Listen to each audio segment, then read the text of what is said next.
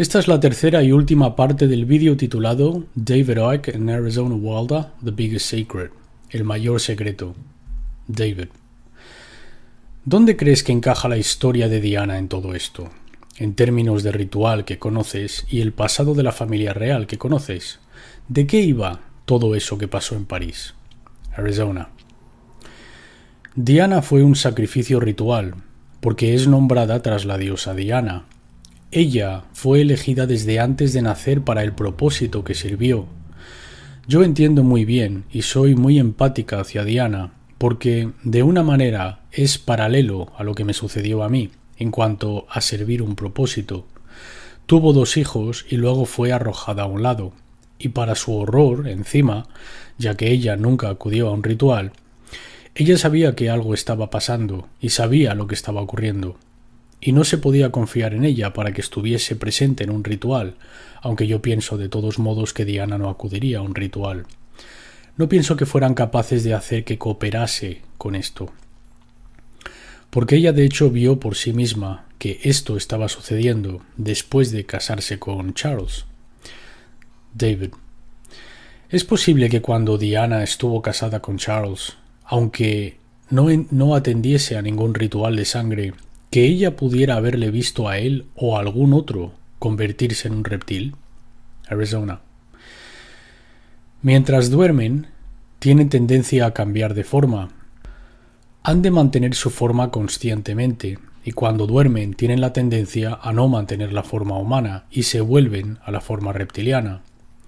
También pudieron haber sucedido otras cosas, ¿sabes? Estoy pensando en los momentos cuando Diana estuviera pasando por el periodo menstrual. Eso habría también realmente provocado a estas personas en la familia real, que son reptilianos, y a otros a su alrededor a querer cambiar de forma. O cualquier mujer, cualquier otra mujer humana en aquella casa que hubiera estado teniendo el periodo.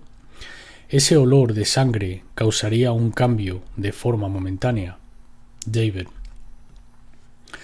¿De qué fue todo aquello que aparentaba ser una ceremonia, rodeando a su asesinato? ¿De qué iba todo eso de los rumores de que estaba preñada del egipcio Dirty Fayed y el lugar donde todo sucedió, que es un antiguo lugar de sacrificios a la diosa Diana? ¿Cómo encaja todo eso con los rituales que conoces? Arizona. Vale. El aspecto de la corona de la diosa es Hécate, y el día de Hécate es el 13 de agosto.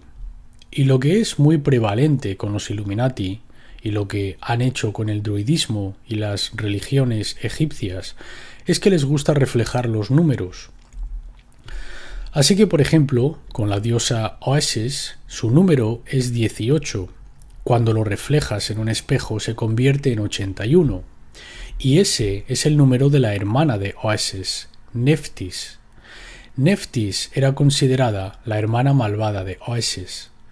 Con Hécate, lo que yo pienso sucedió aquí es que ella fue sacrificada, y fue un sacrificio muy importante, porque 3 personas murieron, y para ellos eso fue una imagen de la tríada de Isis, Osiris y Horus.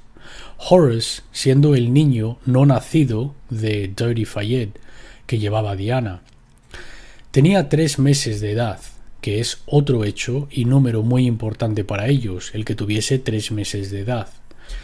Los bebés para sacrificios son tomados en el útero a los 3, a los 5 y a los 7 meses. Y cuando oí que este era el caso, que entendí ahora había sucedido, ella tuvo que morir en aquel peaje, porque aquel peaje es el camino de paso para Diana, la diosa. Y ella murió en el pilar número 13, de nuevo por Hécate, y murió el día 31, porque ese es el reflejo del 13. Y mi entendimiento, por lo que me llega internamente y por lo que me dijo el barón Guy de Rothschild a principios del febrero pasado, cuando estuvo en este país, que vino aquí para intentar reprogramarme de nuevo e impregnarme, fue que él estuvo en el túnel aquella noche. Él tenía que estar presente porque no solo era un asesinato ritual de Diana, sino que esto también iba de tomar su alma. Él estaba allí para tomar el alma de Diana, cosa que nadie más allí podía hacer. Quien estuviese presente allí no podría hacerlo, él podía hacerlo y él estaba en Francia. David: ¿es esta la mirada hipnótica de la que hablas? Arizona: sí. Y tomar el aliento. Y él tenía que estar allí para llevar a cabo este asesinato ritual. David: esto significaría que el equipo de ambulancia y el doctor que llegaron al minuto del accidente, viniendo del otro lado, tuvieron que formar parte de todo este asunto, o al menos la gente encargada del equipo de ambulancia. Por tu experiencia del tipo de gente involucrada en esta red Illuminati satánica, ¿piensas que eso es posible? ¿Que pudieron preparar todo eso? Arizona: sí, lo pienso. Yo he visto muchas cosas prepararse que, si no supieras, si no formases parte del así llamado círculo interno, o si no supieras lo que los Illuminati son capaces de hacer, porque dependen de que la gente crea que realmente no están ahí, no sabrías, sería muy difícil de creer. Este ha sido un grupo tan secretista y ha trabajado de maneras tan insidiosas para infiltrarse y controlar. Hay tantas preguntas sin responder que no parecen ser capaces de responder sobre Diana, que continúan surgiendo a pesar de todos los informes que salen. Porque hay gente que no cree en lo que están escuchando. David: ¿cuál habría sido el propósito de crear un ritual tan claro y definitivo en el asesinato de Diana? ¿Cuál sería el propósito de ello, cuando podrían haberla matado de otra manera? Arizona: porque tenía que hacerse como ritual, porque iban a llevarse su alma, y tuvo que suceder en el túnel, tuvo que suceder de esa manera, y tuvo que suceder aquel año. Y hay una línea temporal a todo esto. David: hay muchos rumores de que estaba preñada, pero, tal como yo lo entiendo, de uno de sus amigos, dice que eso no era posible, porque ella sabía que muy poco antes ella tuvo un periodo menstrual. ¿Es posible estar preñada y que eso aún ocurra? Arizona: sí, lo es. Esto me sucedió a mí. Yo fui impregnada con uno de mis propios óvulos fertilizados, que fue fertilizado por el esperma de Pindar, y él envió a Guy de Rothschild a impregnarme de esta manera. Y fui impregnada en octubre de 1994. Tuve periodos hasta febrero cuando lo descubrí, y los periodos eran normales, no ligeros. Y entonces, como tenía historial de enfermera y había trabajado con una enfermera comadrona entregando bebés, yo, por alguna razón, se me ocurrió echar un vistazo a mi estómago, a mi abdomen, y me di cuenta que estaba preñada.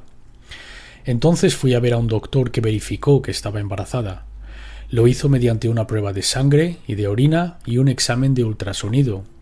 Y me dijo que si no me hacía un aborto al día siguiente, tendría que hacerme otro tipo de aborto distinto, que probablemente hubiera sido un aborto salino. Y yo sabía con lo que estaba preñada por aquel entonces, y por lo tanto estaba aterrorizada de llevarlo a cabo. No podía llevar a cabo sabiendo lo que sabía, así que tuve el aborto. Pero yo tuve periodos todo el tiempo. David: tú fuiste impregnada al punto en que ocurrió sin tener conciencia de ello. Arizona: no, no lo tuve. David: ¿es posible que eso la hubiera ocurrido a Diana? Si ella, tal como sugieren las evidencias que yo he visto, también estaba bajo control mental y fue una múltiple en sus tempranos años de vida. Arizona: eso es definitivamente más que una probabilidad. La cuestión de ser múltiple o tener un desorden de identidad disociativa es que el huésped, la persona, no sabe que lo son.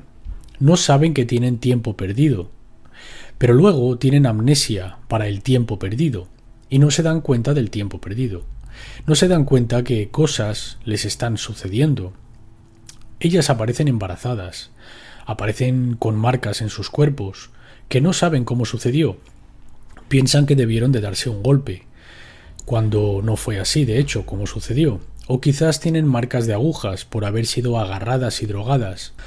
Y es solo cuando comienzan a darse cuenta que algo no está bien e intentan crear una línea temporal, e intentan dar cuenta de su tiempo, es cuando se dan cuenta que hay tanto que no pueden explicar, que simplemente habían dado por hecho, como, bueno, habría estado de compras, habría estado en la casa de esta persona o estaba allí, y luego se dan cuenta que no tienen una línea temporal para ninguna de estas cosas.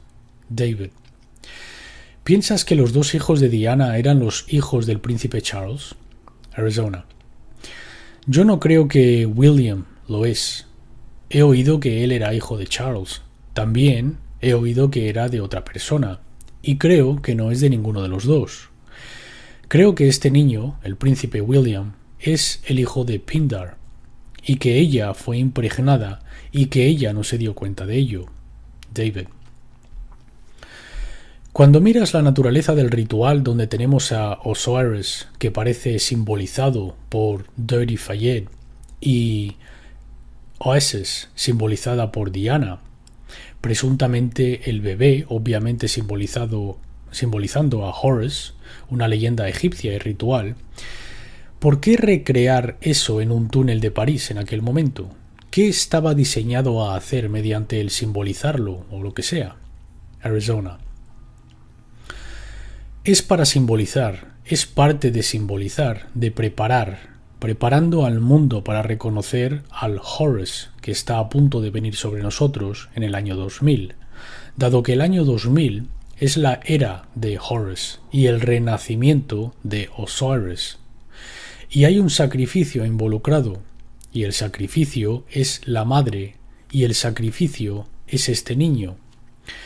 Y sin embargo, involucra también a otro niño que aún vive por la misma madre. David: ¿estás hablando de William? Arizona: sí, estoy hablando de William. David: ¿qué le habría pasado a Diana en tu experiencia de ritual? ¿Y qué sucedería con el niño no nacido después de los eventos en el túnel de París?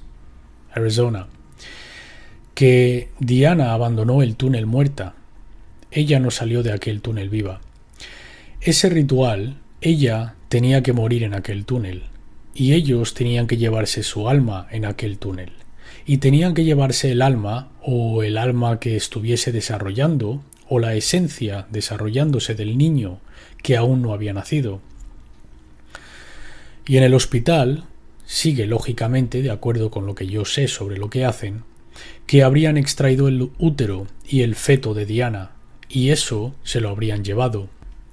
Y como ritual, además de llevarse eso, hubieran removido otras partes del cuerpo.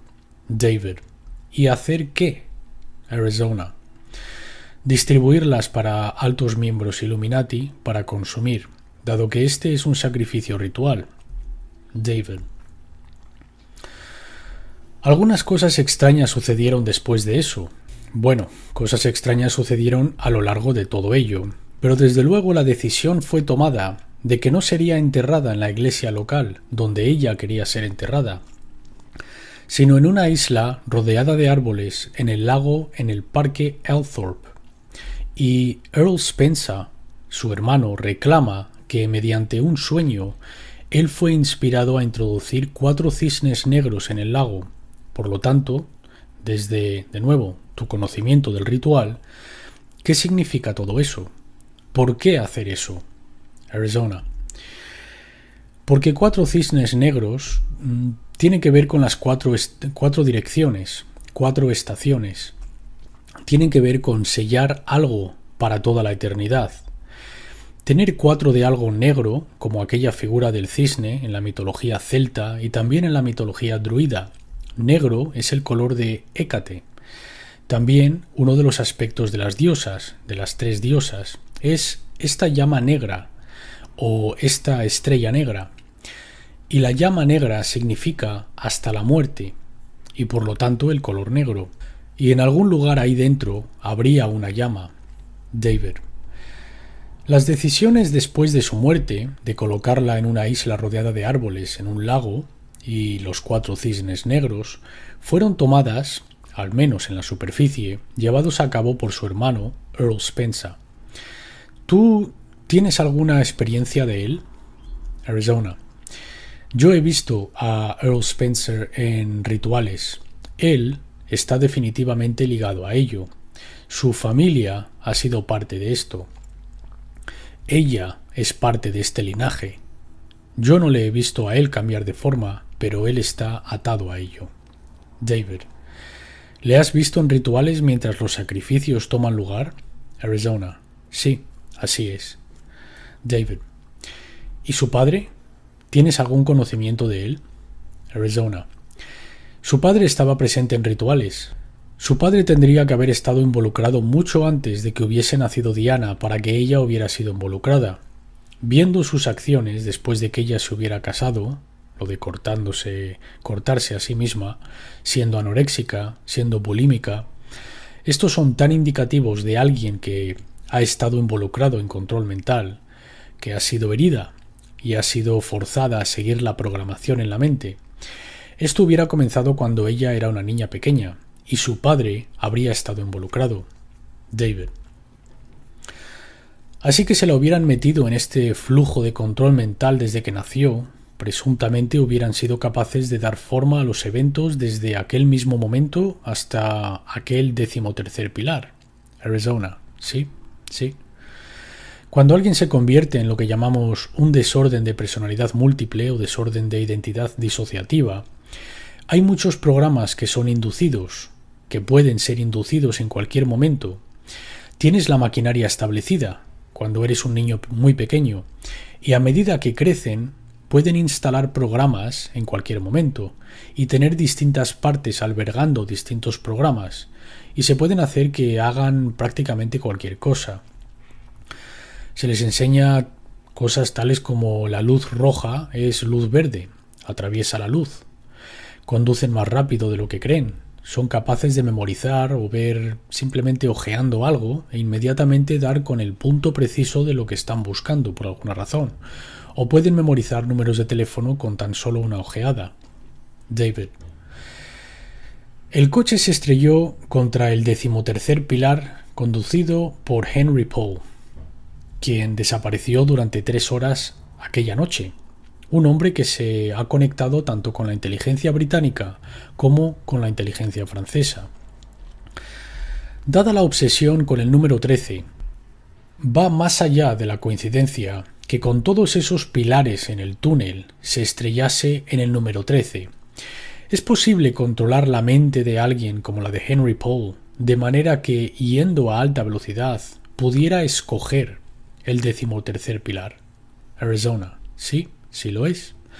Es muy probable que él también estuviese drogado y programado durante el tiempo que estuvo desaparecido. Es posible que él hubiera tomado medicación, pero hacer que no le afectase para nada. David. Incluyendo alcohol.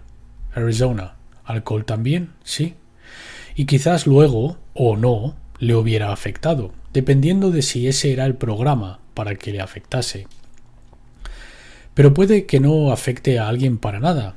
Yo he pasado por esto yo misma. Yo sé que esto es verdad. David. ¿Qué te pasó a ti en esta instancia? Arizona. Fue durante un momento muy malo en mi vida.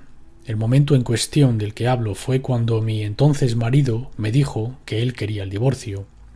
Y yo tomé aproximadamente, no recuerdo exactamente cuál era la dosis, pero 8 pastillas de Xanax delante de él. Y conduje desde donde vivía, en Orange County, hasta el área de Norwalk, donde fui a ver a mi terapeuta, que tenía unos grupos en este área. Y yo no sentí el efecto de las pastillas para nada mientras conduje hacia mi terapeuta. No sentí los efectos de las pastillas para nada cuando salí de allí 1 hora y media después.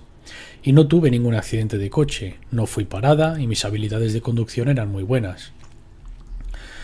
Y yo he visto esto sucederle a otra gente, que han tenido programación de control mental y que tienen este trastorno de identidad disociativa, y tragas medicación y solo una parte se aferra a ella y no afecta al cuerpo. David.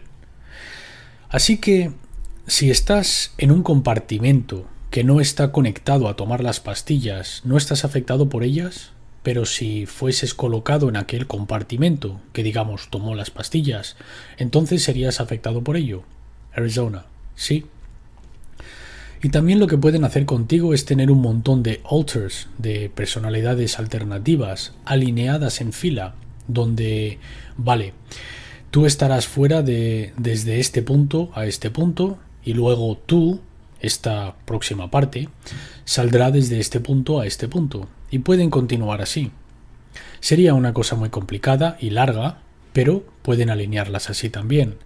Y ahí es donde va la programación.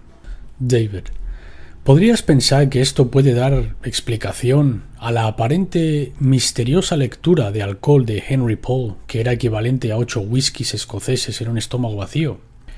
Mientras las evidencias de vídeo de las cámaras del Hotel Ritz sugieren que este no era un hombre durante los minutos previos a que condujese a Diana en el túnel que estuviese de ninguna manera bajo ese nivel de borrachera.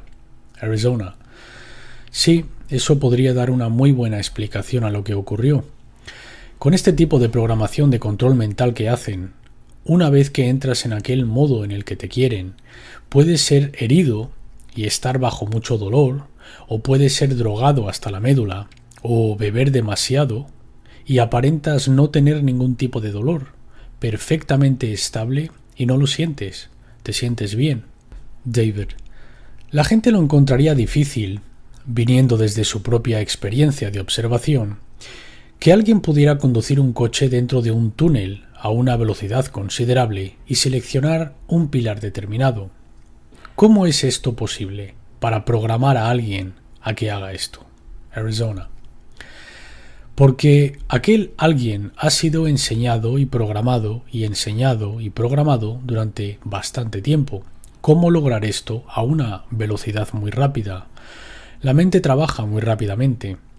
Y si tienen la mente y el cuerpo conectado de la forma correcta, esta persona sería capaz de conducir el coche contra el 13º pilar a alta velocidad. David: ¿estaría esto ocurriendo a nivel consciente o sería el subconsciente quien estuviese tirando de las cuerdas? Arizona: esto sería a nivel subconsciente. La persona no sería consciente. Ella misma no sería consciente de lo que estaría haciendo. David: en esos minutos cruciales antes de que Henry Paul entrase en el coche y arrancara, ¿tendría alguien que haberle dado el gatillo de acceso o el desencadenante de la programación para activar la programación entonces? ¿O de alguna manera pudo haber sido programado para ser desencadenado en aquel momento? Y si es así, ¿cómo podría haber sido eso? Arizona: pues probablemente él fuese programado a hacer todo esto tras una señal desencadenante, y lo que sucedería es que alguien le desencadenaría o activaría la programación con una señal preestablecida que a él se le dijo: cuando se te dé esta señal, actuarás, ¿sabes? Pero el programa ya estaba establecido a arrancar o a ejecutarse cuando apareciese la señal, cuando viese la señal. David: ¿qué forma podría haber tomado esta señal?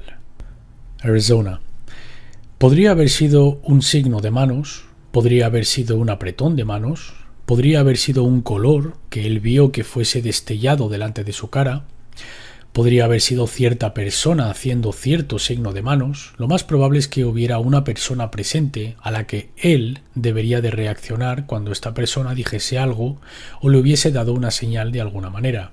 David: dada la extensión de tu programación desde nacimiento, ¿cómo fue posible para ti romper con ello, como parece que has hecho ahora? Arizona: una cosa que sucedió fue que en 1989 mi programador, encargado de la programación, murió. Este fue Mengele. Y él pasaba mucho tiempo en este país. Yo pasaba mucho tiempo con él. Él tenía mucho control sobre mí. Y lo que sucede cuando un programador encargado muere es que normalmente han enseñado a la persona a la que están trabajando a serles muy, muy leales, incluso hasta la muerte a ellos. Y eso es algo que al final trabaja en contra de todo, porque cuando mueren, incluso aunque otro pase a tomar el mando e intentar ocupar o asumir el control, muchos de estos alters, compartimentos, personalidades alternativas, no están abiertas a eso y son leales solo a esa persona. En mi caso, el barón Guy de Rothschild fue el que intentó asumir el control y durante unos años la mitad de las veces se salieron con la suya y la otra mitad no. y en asuntos principales no se salieron con la suya. Una de las cosas que salí a hacer en 1993 fue cortarme el pelo, y dado que estaba siendo vista públicamente y conocida por tener el pelo muy largo, yo ya no podía ser utilizada de esa manera ya más, con mi pelo cortado. Eso hubiera causado muchas preguntas entre otras personas que hubieran estado programadas, y aún intentaron seguir adelante con otras partes donde no tendría que ser vista públicamente, porque ellos aún me consideran que mantengo ese estatus, y aún me consideran su propiedad. Siempre se me dijo que era su propiedad. David: una pregunta que se haría la gente es, dado todo lo que sabes, ¿por qué no te quitan del medio? Arizona: aún tienen planes para mí, y esto se me dijo hace unos pocos días por otro que ha hablado con el barón Guy de Rothschild, que tienen planes para mí, y ellos planean hacerme regresar por las habilidades psíquicas, y eso no va a suceder. David: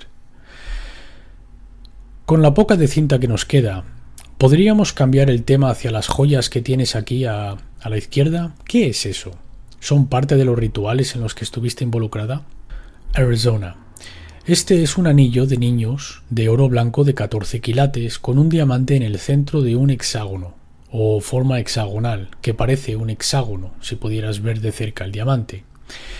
Esto me lo devolvió mi exmarido, que me dijo: esto estaba entre la ropa de tu hija, y este era un mensaje para mí, y era un disparador o un desencadenante para mí. Cualquier superviviente de alto rango con los que he hablado, que saben de este anillo, saben que es de las madres de la oscuridad, y sería muy inusual, yo no sé de nadie que tenga un anillo como este en su posesión en este momento. David: ¿y qué es el collar? Arizona: el collar de aquí está hecho de cobre y es egipcio. Se me dio al cumplir los 19, que es una edad muy importante porque realmente es cuando comienzas en la posición en la que estaba, teniendo estos poderes psíquicos en pleno efecto, y se te permite hacer uso de esto en pleno efecto durante los rituales. Y este collar lo llevaba durante ciertos rituales. David: ¿por qué el cobre? ¿Y para qué llevarlo? Arizona: el cobre es un transmisor. El cobre siempre se ha utilizado en el ocultismo. Tiene un significado específico. Tiene el significado que tiene porque yo tenía una tríada de altars, de compartimentos, que eran muy activos en muchos rituales. Y la tríada era Oasis, Osiris y Horus. Oasis era la parte que llama abajo a la luna, y Osiris dirige los rituales, y Horus es lo que nace de realizar estos rituales. David: en los 3 o 4 minutos que nos quedan, sé que es difícil, pero quiero que la gente entienda la naturaleza de lo que está sucediéndole a tantas personas hoy. ¿Qué tipo de cosas se te hicieron a ti como parte de la traumatización, siendo una niña y después? Arizona: yo fui electrocutada hasta tal medida que a mis padres se les dijo cuando yo estaba en el primer grado que mi IQ era de 70 y que yo era retrasada, y dijeron que sería retrasada. Siempre tuve problemas en el colegio, cuando acudía al colegio, porque falté mucho al colegio. Mi expediente escolar ha desaparecido, expedientes médicos han desaparecido, mi certificado de nacimiento aparenta haber sido manipulado. Yo he tenido mis párpados abiertos con cinta para que no pudiera cerrar mis ojos. He sido sometida a sueño narcoléptico y se me han colocado auriculares sobre mis oídos y tener mensajes repitiéndose y repitiéndose durante días. Se me ha inyectado con drogas para que mis nervios estuviesen como en fuego y luego me tocarían. Y dado que no se me permitía que mi cuerpo estuviese marcado, no podían usar una picana. Pero sí que usan picanas con las personas para torturarlas y utilizan estimulación eléctrica en los genitales y también en los dientes. También les gusta inyectar entre los dedos de los pies y bajo las uñas y encima de las encías. También he tenido algún tipo de cicatrices desde el techo de mi boca hasta el tronco cerebral, que me da una memoria fotográfica. Tengo bloques de calcio alrededor de la glándula pineal que parecen estar perfectamente espaciados e igualados, que es muy curioso, los doctores no parecen ser capaces de dar explicación a ello. He sido programada para ser anoréxica y bulémica, y para la programación para el gobierno, dado que también fue utilizada para el gobierno de este país, fui programada a cortarme los brazos si comenzase a recordar, por lo que fui castigada por los Illuminati, dado que no debía tener estas marcas sobre mí. Se me hizo comer mis propias heces siendo una niña, se me obligó a beber mi propia orina, no se me permitía ir al baño, se me colocaba en un tanque de deprivación sensorial. Tuve mis hombros, mis rodillas, los dedos de mis pies, mis dedos y mis codos dislocados y luego colocados en su lugar de nuevo cuando querían traumatizarme. He recibido llamadas repetitivas de tonos que no puedes hacer pulsando los botones de un teléfono, tonos que suenan a la sonda de un submarino, tonos que suenan como que son hechos por algún tipo de instrumento. Se me ha administrado energía dirigida como ELF, ondas de frecuencia extremadamente baja, energías microondas, y esto a su vez ha generado un tono en un oído y otro tono diferente en el otro oído, que genera un tercer tono, se llaman tritonos, que cambian la actividad eléctrica de las ondas de tu cerebro para colocarte en el estado en el que te quieren. He sido programada a conducir a través de la luz roja pensando que está en verde. Ha habido una gran cantidad de programación alrededor de mis hijos, usando a mis hijos contra mí, que es un tema muy doloroso conmigo. Saber que esto está sucediendo a mis hijos, lo mismo que me ha ocurrido a mí. Es más fácil, no sé si seré capaz de hacer que la gente entienda esto, es más fácil para mí vale, yo puedo manejar el hecho de que pasé por esto y lo que más quiero es exponer a estas personas por lo que están haciendo con los niños por todo lugar, pero se lo están haciendo también a mis hijos. Y mi hija cree que la he abandonado, y mi hijo cree que le he abandonado. Y ellos no tienen esperanza. Cuando son unos niños y se les aparta a su madre de ellos, y se les dice que su madre les ha abandonado. Así que esto es un ciclo que sucede con miles y miles de supervivientes, no solo yo. Y así es como lo perpetúan, si hay un padre que protege sus creencias y ha descubierto que esto está ocurriendo. David. Las asombrosas revelaciones de Arizona Wilder, una mujer muy valiente que ha elegido mantenerse en pie y declararse abiertamente. Y solo cuando las suficientes personas hagan esto, será cuando estas tonterías y manipulación llegará a su fin, como sucederá en los próximos años. Pues hemos llegado al final de nuestra pequeña gira del Centro de Control Global, y nos encontramos ahora aquí a las afueras de las casas del Parlamento en Londres, la así llamada Madre del Parlamento, porque claro, ha proporcionado los planos para tantas otras así llamadas democracias a lo largo del mundo, cuando de hecho es solamente otro vehículo más para el Estado de un solo partido, que está incansablemente cambiando la legislación, avanzando esta agenda de centralización global. No es un lugar para la democracia en absoluto, sino un lugar para legislar la agenda y convertirla en realidad. Pues ya has oído la información, y posiblemente la hayas leído en mayor extensión en el mayor secreto. La pregunta es, ¿qué vamos a hacer al respecto? Eso depende totalmente de ti como individuo y de mí como individuo. Como dijo alguien alguna vez, lo que piensas de mí no es asunto mío. Y no lo es. Esto es solo información. Haz de ella lo que quieras. Pero lo que hagamos con ella y lo que decidamos hacer a la luz de este conocimiento decidirá el tipo de mundo que nosotros y nuestros hijos vamos a tener que vivir durante los próximos años y más allá. Los chinos tienen una palabra que significa a la vez tanto peligro o crisis como oportunidad. Y esta es la situación en la que nos encontramos ahora. Sí, hay una crisis. Sí, hay un peligro de que este estado fascista global se convierta en una realidad. Pero es también una oportunidad para despertar y hacer el cambio que transforme este planeta de una prisión al paraíso que una vez fue, y al paraíso al que se convertirá de nuevo. Y esto se trata de elección, elegir lo que hacemos como resultado de lo que sabemos. En mis libros cito un número de veces a un humorista americano llamado Bill Hicks, un genio a su manera, un hombre muy enfadado, pero muy brillante y muy profundo. Y él describió la vida de esta manera. Dijo: la vida es como un recorrido por un parque de atracciones. Cuando te montas, piensas que es real porque así de poderosa es la mente.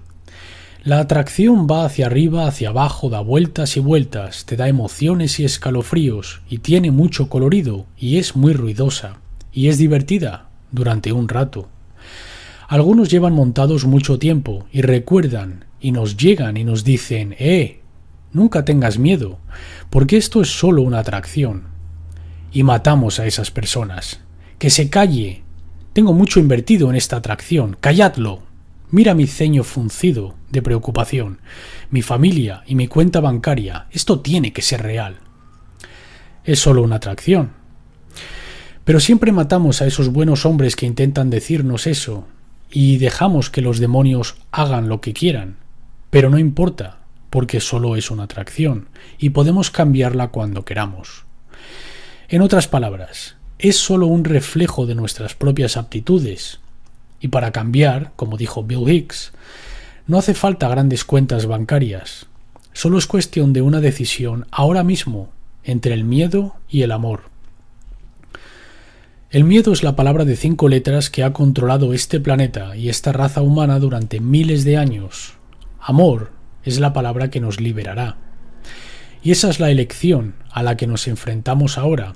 Y el mundo que estas dos elecciones creará será tan diferente como el inexplicable abismo entre las dos, entre una prisión o un paraíso.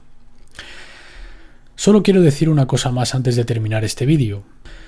No quiero demonizar a la raza reptiliana, porque es solo un flujo genético en el gran para siempre. Estoy hablando de un pequeño número de esta raza reptiliana que está tras esta manipulación, no la raza en general, porque de hecho mucho del flujo reptiliano, tanto en cuerpos físicos como en otras dimensiones, están trabajando ahora para ayudar a que la humanidad gane su libertad, a que recuperemos nuestra libertad.